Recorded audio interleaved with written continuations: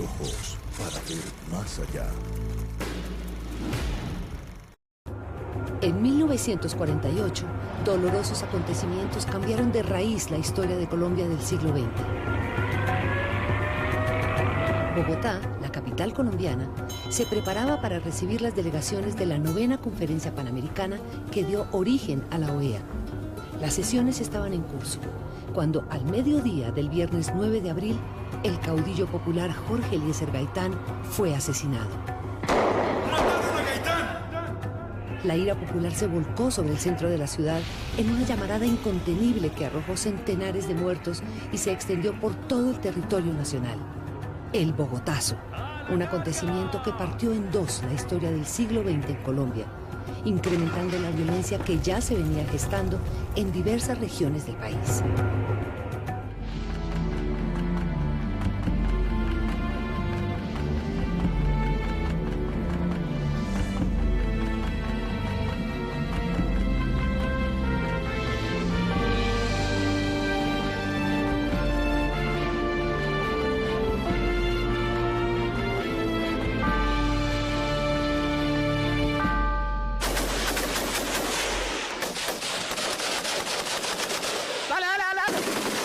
Tras padecer más de medio siglo de luchas fratricidas, el pueblo colombiano ha manifestado en los últimos tiempos y en diversas formas su rechazo a la violencia y su voluntad de paz, de manera semejante a como lo planteó Jorge Eliezer Gaitán en la Marcha del Silencio a comienzos de 1948 para protestar contra la violencia que se extendía por diversas regiones del país.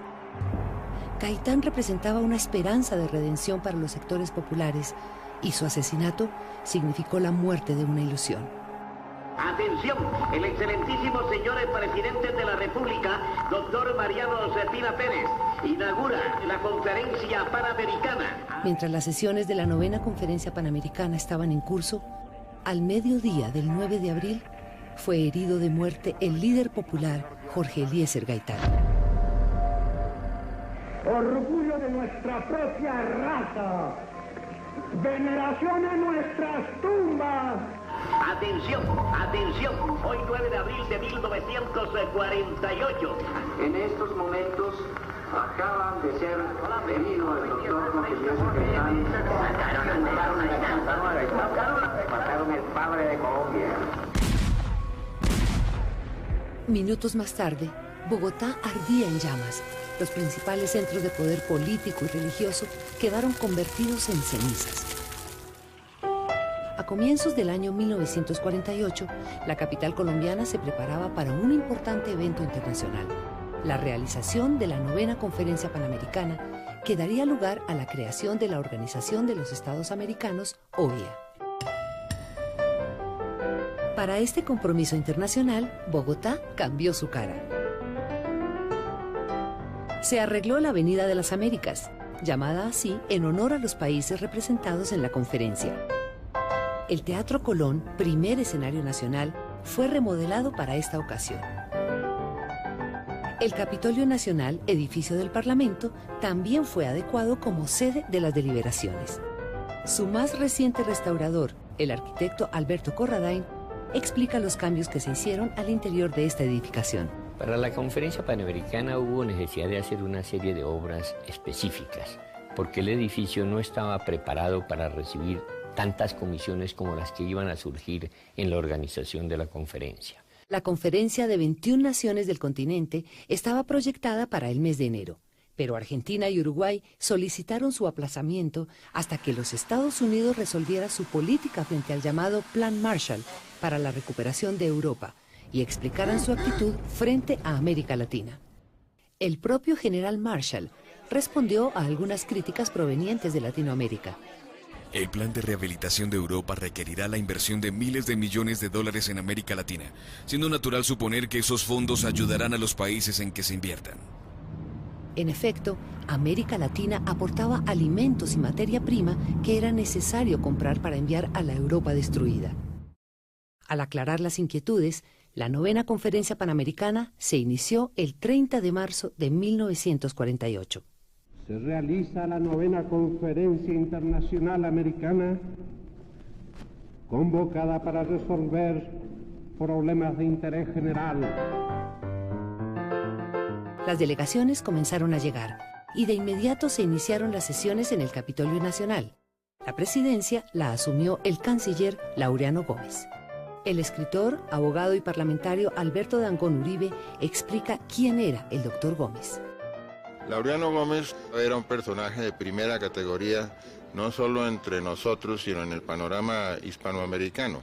Y como canciller de la República en ese momento, le correspondió no solo presidir la 9ª Conferencia Panamericana, sino prepararla. Y a esa conferencia asistieron los personajes más notables de toda América Latina, porque se trataba de un acontecimiento de primera categoría en el panorama americano y en el ámbito de las decisiones de ese tiempo. Otto Morales Benítez, abogado, ministro y escritor, se refiere a los objetivos de la conferencia. Estabilizar las cosas básicamente jurídicas. Llegar a un Estado totalmente democrático. Ningún Estado, por poderoso que fuera, podía tener poder político superior a ningún otro Estado. Lo que se resolvió aquí está orientado a tener las relaciones para conservar la paz en el continente. Colombia, como muchos otros países de América, contaba con dos grandes partidos políticos, el liberal y el conservador. El primero defendía amplias libertades y una mayor participación democrática, mientras el segundo se apoyaba en la tradición católica y en la defensa del principio de autoridad. La conferencia fue instalada por el presidente conservador Mariano Ospina Pérez, mientras el Partido Liberal de oposición, cuyo jefe único era Jorge Eliezer Gaitán, no fue invitado a la conferencia. La no invitación a Gaitán seguramente tiene mucha vinculación con los desventurados acontecimientos que sucedieron después, porque si Gaitán hubiese sido invitado a la Conferencia Panamericana, quizá el ambiente y el panorama hubiese sido completamente distinto y los sucesos del 9 de abril no habrían tenido el cariz desventurado, creo yo, que tuvieron. Pese a que la ciudad vivía un ambiente de fiesta, en el fondo existían fuertes tensiones sociales y políticas que se agravaron con la exclusión de Gaitán a la Conferencia Panamericana. Y a las inmensas masas liberales que en todas partes constituyen la incontrastable mayoría del partido. Mientras la conferencia seguía su curso, el 8 de abril Gaitán logró un importante triunfo profesional como abogado penalista al obtener la libertad de Jesús Cortés, teniente del ejército, cuyo caso se había convertido en un escándalo público al dar muerte a un periodista por supuestos ultrajes al honor militar. Absuelto el teniente Cortés, emotiva defensa del abogado Jorge Eliezer Gaitán, quien salió en hombros del despacho judicial. En la mañana del 9 de abril, Gaitán recorrió los espacios de su casa de habitación como tantos otros días, para luego dirigirse a su oficina, sin saber que ese viernes lo esperaba una cita histórica con el destino.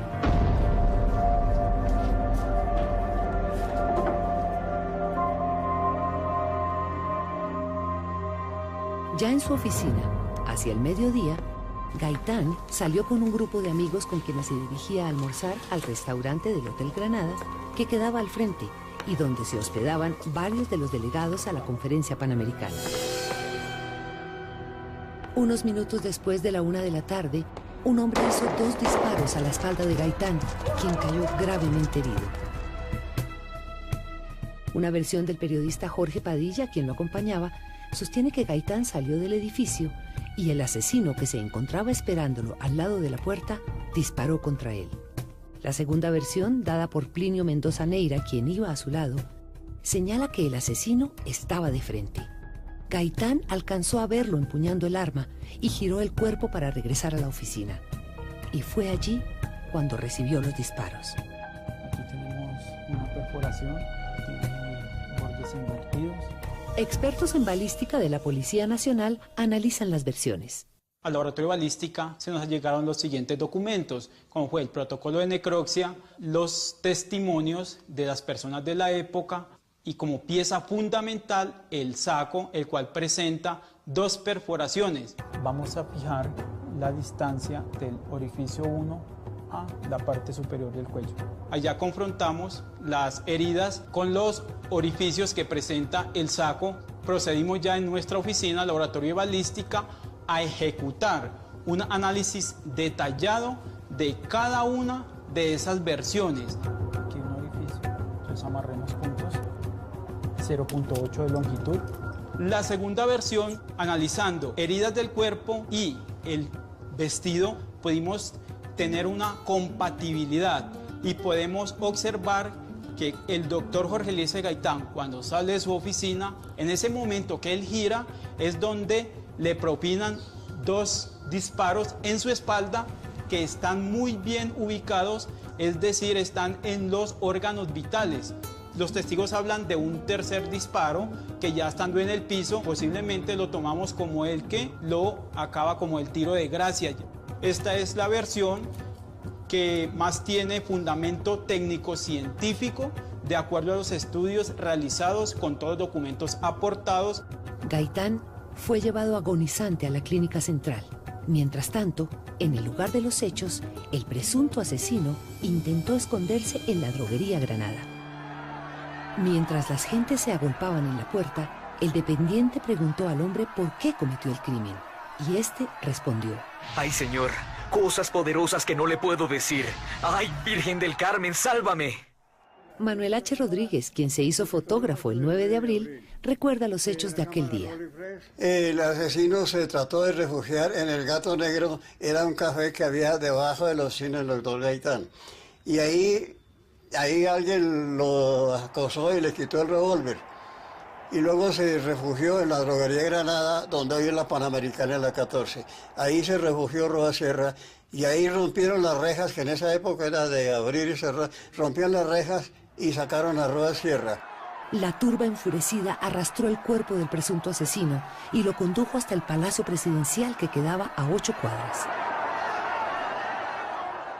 Un testigo presencial da su versión de los hechos. Oímos el alaraco por radio: mataron al doctor Gaitán. Y se prendió la mecha en Bogotá. Corra todo el mundo. Llegué yo, llegamos todos y ya lo habían levantado a él y lo habían llevado a la clínica central en la calle Sexta con carrera Cuarta. Allá fue donde murió. Cogieron a Roa Sierra, los emboladores, y lo mataron con la caja de embolar. En la clínica central, en estos espacios que hoy se encuentran en ruinas, los médicos atendieron rápidamente al caudillo, pero a pesar de sus esfuerzos, no lograron salvarlo. Gaitán falleció antes de las 2 de la tarde. Al salir de su oficina en el día de hoy, el doctor Jorge Eliezer Gaitán, jefe único del Partido Liberal, fue gravemente herido de 3 disparos y llevado de inmediato a la clínica central. Los médicos no pudieron hacer nada para salvar su vida. El jefe del Partido Liberal acaba de fallecer. ¡Mataron a Gaitán! Esta frase corrió por Bogotá y por todo el país como un grito de guerra. La muerte del hombre que era la esperanza del pueblo hizo explotar en llamas la capital colombiana. El historiador y escritor Eduardo Santa también llegó al lugar de los hechos. Tan pronto escuché que el doctor Gaitán había sido gravemente herido, me trasladé donde el doctor Gaitán tenía su oficina. Ya había bastante gente allí recogiendo en su pañuelo la sangre que había derramado. Uno de los primeros edificios incendiados fue la gobernación de Cundinamarca, en un edificio que todavía existe. Un grupo de intelectuales de oposición se tomó la estación de la Radiodifusora Nacional de Colombia para incentivar la rebelión popular contra el gobierno conservador. El economista Raúl Alameda fue uno de ellos. Yo mientras tanto entré a la radio y me di cuenta que las agujas del equipo no se movían. Empecé a mover los motores y empecé a transmitir solo. Aló, aló, fuerzas liberales izquierdistas de Colombia, se han levantado todas las divisiones de la policía en la capital de la República a favor del movimiento revolucionario. Aló, aló, pueblo de Bogotá, balas asesinas del régimen nos asedian, oigan la radio, oigan las balas asesinas del régimen, y elevaba el micrófono porque se oían las balas. Se desata todo lo que se desató en Colombia, no en Bogotá, en todo el país. La reacción fue nacional, porque era la gran esperanza social colombiana. Se estaba organizando en la Plaza de Toros una gran manifestación para avanzar hacia el Palacio Presidencial. Era una cosa gigantesca. Un sacerdote muy ilustre colombiano llamó a Palacio y dijo, esto no lo detiene nadie. Se van a tomar a Palacio.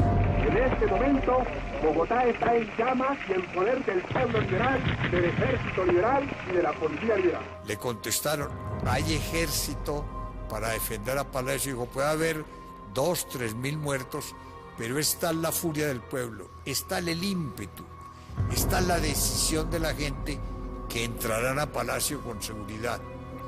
De la única manera que logran detener ese movimiento, que logran paralizar esa acción contra el Palacio, es si citan a los jefes liberales. Eso detendría a la gente, porque al saber que los jefes liberales están en Palacio es porque está sucediendo algún entendimiento, algún hecho político va a desprenderse de esa visita.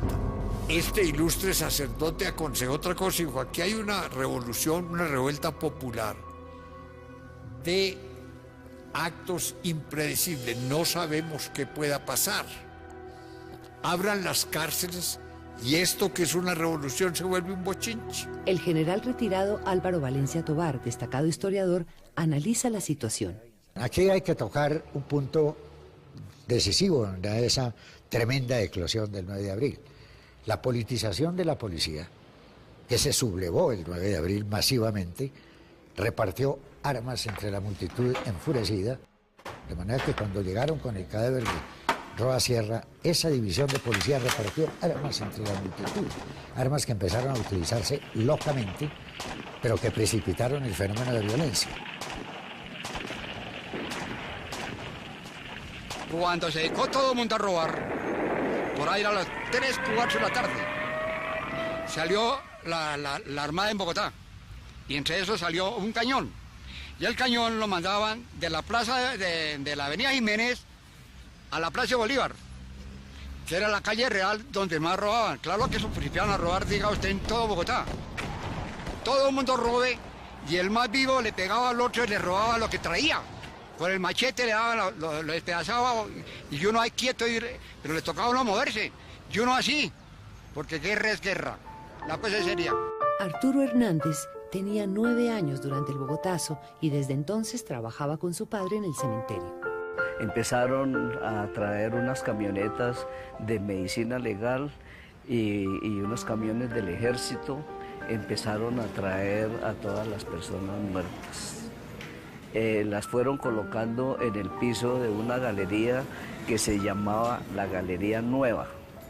Entonces ahí acomodaron a todas las personas y duraron trayendo personas como unos 5 días. Al investigar sobre la naturaleza del asesino, se pudo constatar que se trataba de Juan Roa Sierra, un desempleado de extracción humilde de 25 años de edad. En el cementerio hay una cosa que llaman la rotonda, es una parte redonda, y había que caminar sobre los cadáveres. Y entre los cadáveres que había uno desnudo, y lo único que tenía una corbata, o 2 corbatas. ¿Qué es esto? Mira, ya está saliendo, mira. Por eso se identificó a Roa Sierra. Y había unos médicos legistas por ahí que se interesaron en saber por qué, si todos los cadáveres tenían vestido, por qué solamente ese estaba desnudo. Por ahí había un amigo periodista, Felipe González Toledo, y él previamente había ido a el antioficial a preguntar cuántos Roa Sierra sabían. Y él tenía las huellas digitales de 2 o 3. Entonces las verificaron con la del cadáver desnudo y resultó Roa Sierra. Es decir, entre Felipe González Toledo y yo y los médicos legistas certificamos que será Roa Sierra. Yo conocí a Roa porque Roa participaba en la calle, en muchas cosas. La agitación era enorme por cualquier cosa se formaban mítines. Yo había visto y había hablado con Roa, un tipo de planteamientos muy clasistas, antioligárquicos y cosas de esta, pero que decía que nadie hacía nada y ni siquiera Gaitán era capaz de hacer nada. El escritor y dramaturgo Miguel Torres estudió la vida de Roa Sierra, protagonista de su novela El crimen del siglo. Juan Roa Sierra nace en el barrio Egipto, paradójicamente a escasos 100 metros de donde nació Jorge Eliezer Gaitán. Se sabe que es un tipo huraño, como apartado, ensimismado, solitario, de pocas palabras. Entonces, la madre, precisamente por la falta de trabajo de Juan, resuelve llevarlo donde un astrólogo muy conocido de la época, un alemán, Johann Umlanger, y le sugiere a Juan que se inscriba, se afilie al rosacrucismo, cosa que Juan hace con la ayuda de la madre, y se entrega mucho a ese estudio que confirma también algunas de las creencias que él tiene, como es creer en la reencarnación y en el hecho de que él, en ciertos momentos de su vida, cree ser la reencarnación de Gonzalo Jiménez de Quesada y del general Santander. Esto dicho por la madre. Al amanecer del día siguiente, cuando ya la ciudad había sido incendiada y saqueada, la viuda del caudillo, Amparo Jaramillo de Gaitán, pidió que se vistiera el cadáver de su esposo y sin que nadie se diera cuenta, lo llevó hasta su casa y allí fue enterrado en la sala, donde permaneció durante 40 años. Muchos almacenes fueron saqueados, las licoreras asaltadas, lo que produjo una borrachera general. Ningún grupo político pudo reivindicar los desmanes. Aunque se trató de acusar a los comunistas, las investigaciones posteriores demostraron que no existió ningún plan organizado. Mercedes Casas de Durán se encontraba el 9 de abril en el epicentro de los acontecimientos. Yo me encontraba en el colegio de mis tías Casas, detrás del Palacio de Nariño. Era profesora de un curso y como a la 1 de la tarde sentimos algo extraño estaba pasando en el colegio. Cuando empezamos a sentir gritos y empezamos a sentir un ambiente como de revolución, resolvimos que lo más importante era guardar las niñas del colegio. Y comenzó un tiroteo tan fuerte y desafortunadamente en ese tiroteo mataron a 2 empleadas del colegio. La gente se había embriagado, asaltaba ferreterías, se armaba con lo que podía. Los fusiles entregados por la policía y la propia policía sublevada se convirtieron en un peligro urbano total.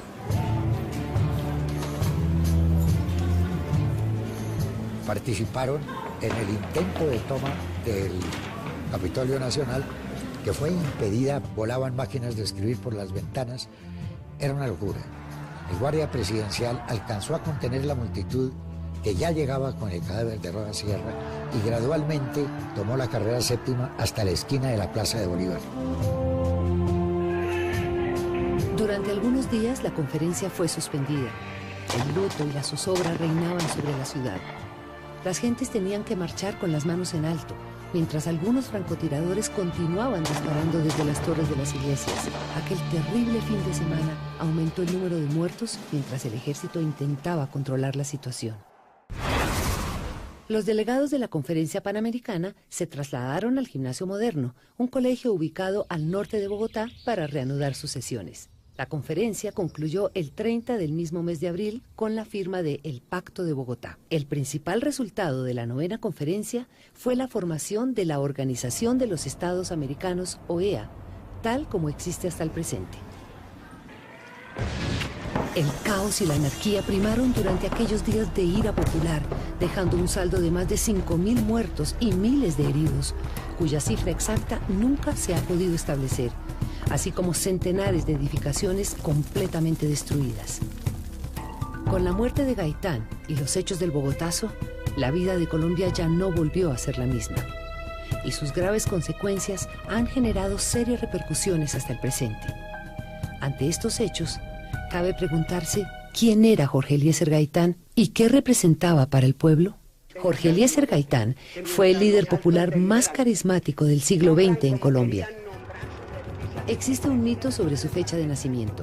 Sin embargo, según la fe de bautismo, nació el 26 de enero de 1898, o sea que en el momento de su muerte tenía 50 años. Era hijo de Eliezer Gaitán Otálora, un liberal de la estirpe de los radicales del siglo XIX, y doña Manuela Ayala Beltrán, una maestra de escuela que inculcó en su hijo el amor por el estudio. En oposición a su padre, que quería que estudiase contabilidad para ayudarlo en su venta de libros de segunda mano, Jorge Eliezer se preparó con tenacidad hasta obtener su título de doctor en Derecho y Ciencias Políticas en la Universidad Nacional en 1924. Su tesis de grado se tituló Las ideas socialistas en Colombia, que de algún modo anunciaban lo que sería su lucha política. En 1927 viajó a Italia, donde se especializó en criminalística con el profesor Enrico Ferri, a quien se considera el fundador de la criminología moderna. Cuando él se graduó en Roma, le dieron el grado cum laude, allá. Y Ferri le dijo sus teorías de la premeditación y las teorías del honor que él expuso aquí en Colombia se incorporaron a los textos de Ferri.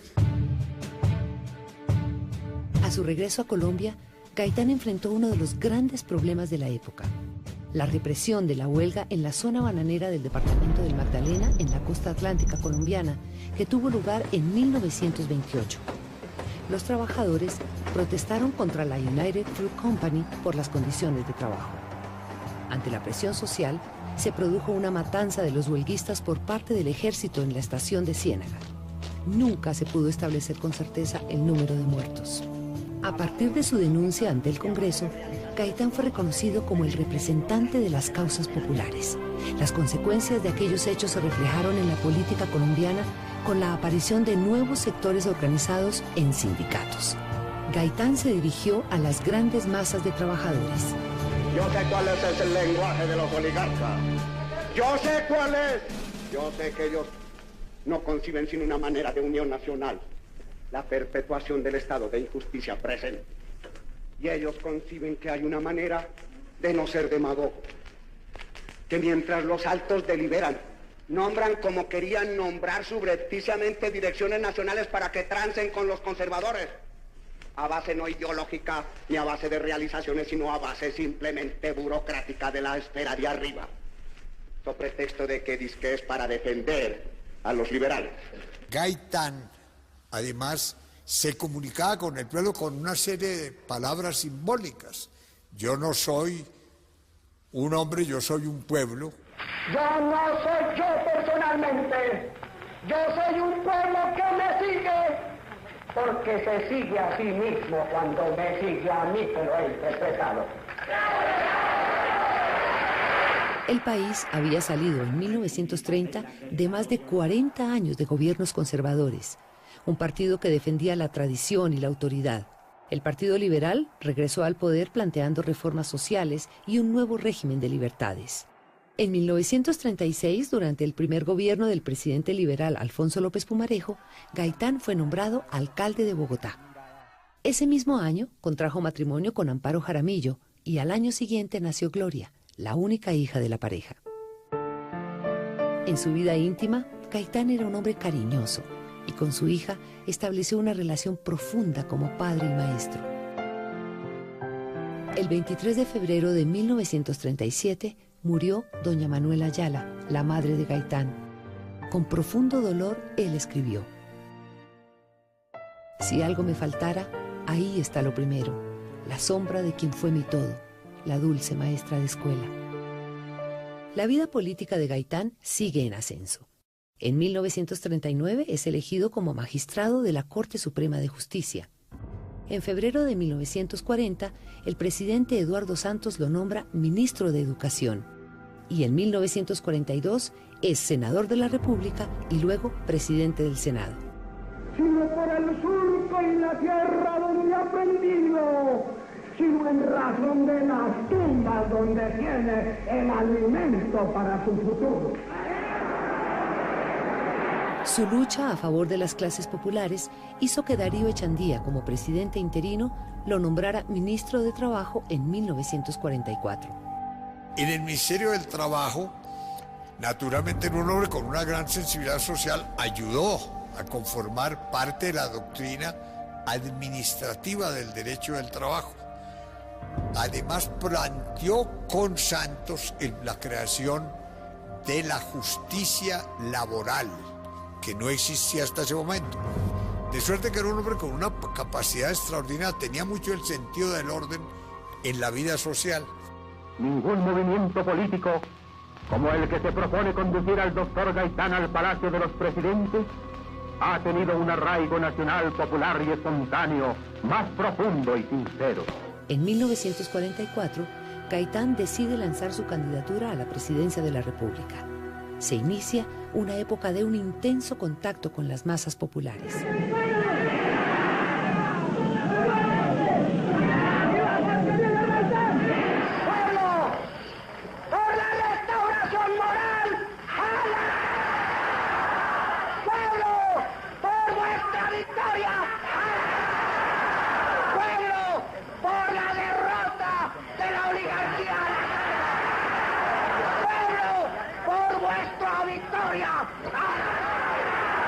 En los discursos en la Plaza Bolívar, en la Plaza Santa María, cuando decía, yo no soy un líder, soy un pueblo, viva a la carga Colombia. Eso lo decía, y la gente se ponía así, de una y todo el mundo corre y grite. En Tenjo fue donde lo recibieron multitudinariamente, todas las veredas, todo el pueblo se reunió. El discurso fue maravilloso, hacía mover las piedras cuando él hablaba. El Partido Liberal se dividió entre Gabriel Turbay, candidato oficial de la clase política del partido, y Jorge Eliezer Gaitán, que iba acompañado por un multitudinario movimiento popular. Hubo mucha inconformidad que capitalizó Gaitán, tanto como para enfrentarse al candidato oficial, que era un excelente político, el doctor Gabriel Turbay. En las elecciones de aquel año, el doctor Turbay derrotó a Gaitán, pero estos dos candidatos fueron derrotados a su vez por el doctor Ospina Pérez, puesto que el conservatismo se fue unificado.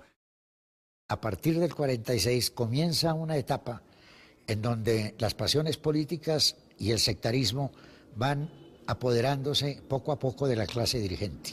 Después de perder las elecciones, Gaitán es elegido jefe máximo del Partido Liberal. Inicia entonces un movimiento por la reconquista del poder.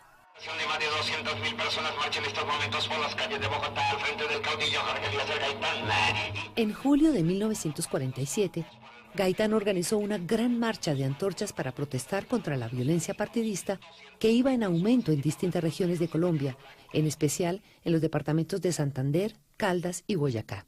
La muerte de liberales iba en aumento en un intento por disminuir sus mayorías y cerrarle el paso a una nueva candidatura de Gaitán.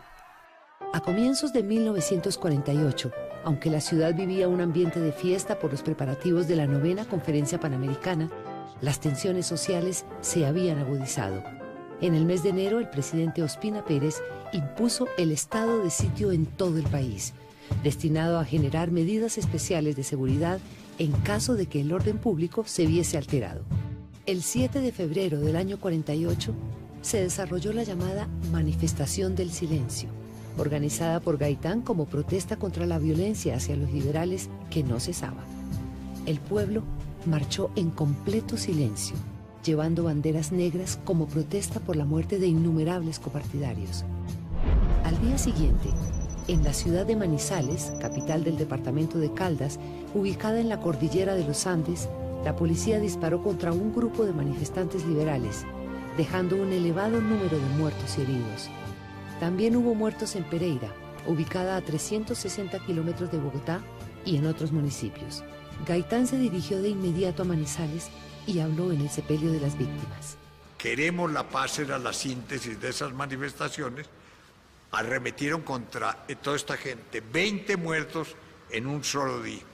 El doctor Gaitán bajó a pronunciar los discursos de despedida de estos copartidarios, habló en Pereira y habló en Manizales. El discurso de Manizales se conoce con el nombre de Oración por los humildes, en la cual dice a los cadáveres, les dice: vuestra sombra será la mejor luz en nuestra marcha. Pero aún faltaba la víctima más ilustre de aquellos oscuros días de violencia que iba a caracterizar toda una época de la historia colombiana. ¡Mataron a Gaitán! ¡Mataron a Gaitán! La muerte de Gaitán, producida al mediodía del 9 de abril, interrumpió sus sueños de lucha por llegar al poder, pero sobre todo cortó de tajo las esperanzas del pueblo por una Colombia nueva, más equitativa. Gaitán había ofrecido la restauración moral de la República y quitarle el poder a las oligarquías para entregarlo al pueblo. Después de 2 días de saqueo y destrucción, se impuso el estado de sitio y el toque de queda. Los dirigentes del Partido Liberal se entrevistaron con el presidente Ospina Pérez. En un esfuerzo por lograr la paz, el doctor Darío Echandía, político, liberal y muy amigo del líder asesinado, fue nombrado ministro de Gobierno para tratar de pacificar los ánimos. Gaitán fue enterrado en la sala de su propia casa, mientras las gentes se agolpaban a su alrededor. Entre los asistentes se encontraba el conductor que lo acompañó en su campaña por los pueblos de Cundinamarca. Al otro día supe que lo iban a velar en la casa de él. Allá estuve en el velorio, la hora de almuerzo que me dieron en la fábrica. Estuve allá, había multitudinaria gente. Las exequias simbólicas se celebraron en el Parque Nacional de Bogotá, con una asistencia multitudinaria.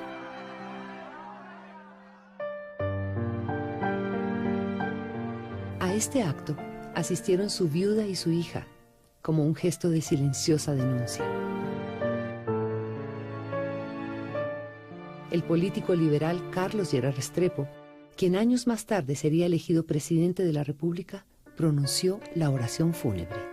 Una terrible sensación de orfandad pesa sobre el pueblo que acompañó tantas veces con su viva presencia la marcha victoriosa de Jorge Eliezer Gaitán y que hoy habrá de desfilar.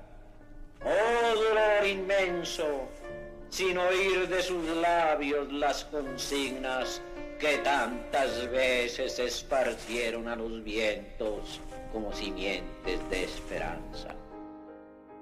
El presidente Mariano Ospina Pérez nombró al abogado Ricardo Jordán Jiménez, amigo personal de Gaitán, para que investigara su asesinato. Después de varias pesquisas e interrogatorios, Jordán concluyó que Roa Sierra fue el único responsable, aunque unos años más tarde confesó tener serias dudas. Unas semanas después del crimen, 3 agentes de Scotland Yard llegaron a Bogotá para investigar el asesinato por solicitud del presidente de la República y se reunieron con Jordán Jiménez. El informe final solo se conoció hasta ser desclasificado en el año 2002. Sobre el asesinato de Jorge Eliezer Gaitán quedan muchas dudas. Si existió o no un autor o autores intelectuales, o el interrogante que plantea el Nobel Gabriel García Márquez en su libro de memorias. 50 años después, mi memoria sigue fija en la imagen del hombre que parecía instigar al gentío frente a la farmacia y no he encontrado ninguno de los incontables testimonios que he leído sobre aquel día. Tanto me llamó la atención que seguí pendiente de él hasta que lo recogieron en un automóvil demasiado nuevo. Tan pronto como se llevaron el cadáver del asesino y desde entonces pareció borrado de la memoria histórica, incluso de la mía. Hasta que muchos años después, en tiempos de periodista, cuando me asaltó de que aquel hombre habría logrado que mataran a un falso asesino para proteger la identidad del verdadero. Luego hay una cantidad de vacíos, de oscuridades, se están develando muchas cosas, hay algo de luz, todavía hay mucha oscuridad. Sería formidable que se nombrara una comisión internacional que averigüe, despeje y llegue a la verdad sobre el asesinato del líder político más importante de nuestra historia. Fidel Castro, que tenía 20 años, había llegado a Bogotá a una reunión de estudiantes. Tenía una cita con Gaitán, cita que nunca pudo llevarse a cabo. En sus recuerdos de aquellos días, Castro anota: El gobierno estaba buscando la mentira de que aquello era una conspiración comunista y de extranjeros. La gran verdad es que nosotros no tuvimos nada que ver con aquello. Y lo que hicimos, como jóvenes estudiantes, como gente idealista, como gente quijotesca, fue sumarnos a la sublevación del pueblo. En cuanto a los hechos, el bogotazo se extendió por diversas ciudades del país y fue el detonante de la llamada violencia en Colombia. Un oscuro periodo que dejó miles de muertos a causa de las confrontaciones políticas por medios violentos. En esta época surgieron los llamados pájaros, que asesinaban a sus opositores liberales. La tensión social aumentó durante el gobierno conservador de Laureano Gómez. En los llanos orientales surgió un movimiento de guerrillas liberales que años más tarde dio origen a las llamadas Fuerzas Armadas Revolucionarias de Colombia, FARC, que aún combaten en las selvas de Colombia. La violencia produjo gravísimas consecuencias en todos los órdenes de la vida cotidiana. El asesinato, los atentados se convirtieron en un arma política.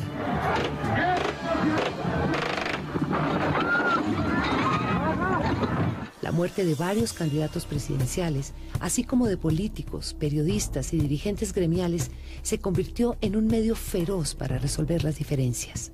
A estos hechos se suma la aparición del narcotráfico, la corrupción, la radicalización de grupos guerrilleros y el surgimiento de grupos paramilitares como una respuesta a la lucha armada con la complicidad de militares y políticos, produciendo brutales genocidios en distintas regiones.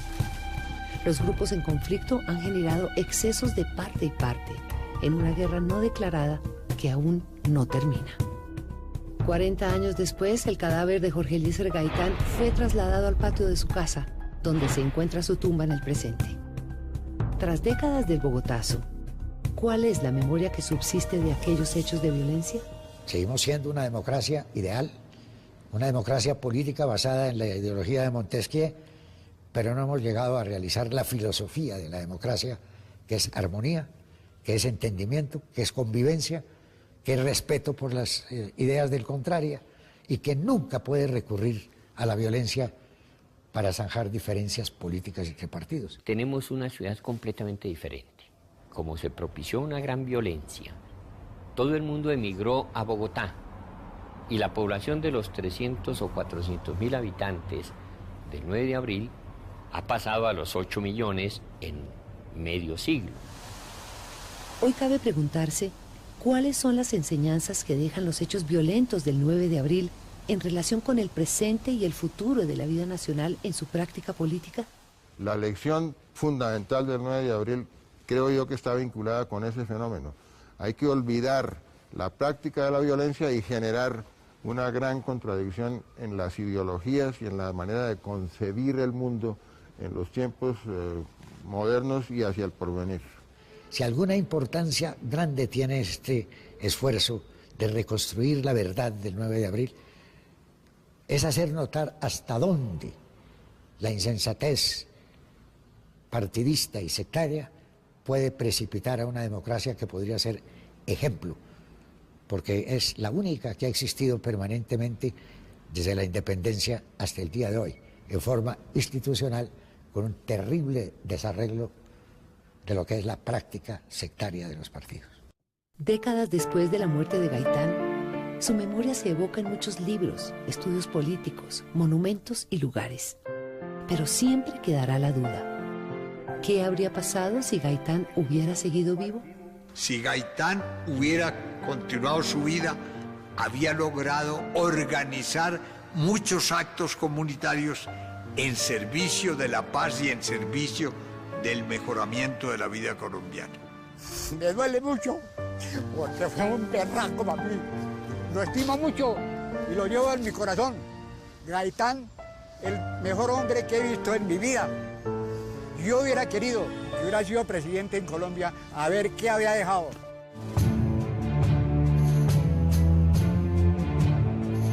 Las sombras que cobijaron al país con la muerte de Gaitán y los dolorosos hechos del bogotazo aún están presentes. El temor y la inseguridad se hicieron dueños del país durante muchos años, pero en el presente, la gente ha comenzado a manifestar su rechazo a la violencia. Grandes marchas, acciones colectivas sin precedentes han señalado un categórico rechazo a la violencia, a las amenazas y secuestros, a los atentados y masacres como armas políticas, vengan de donde vinieren. El país entero ha hecho sentir su voz, clamando por una paz duradera, la misma por la que luchó Gaitán, que garantice una mayor calidad de vida para todos los colombianos.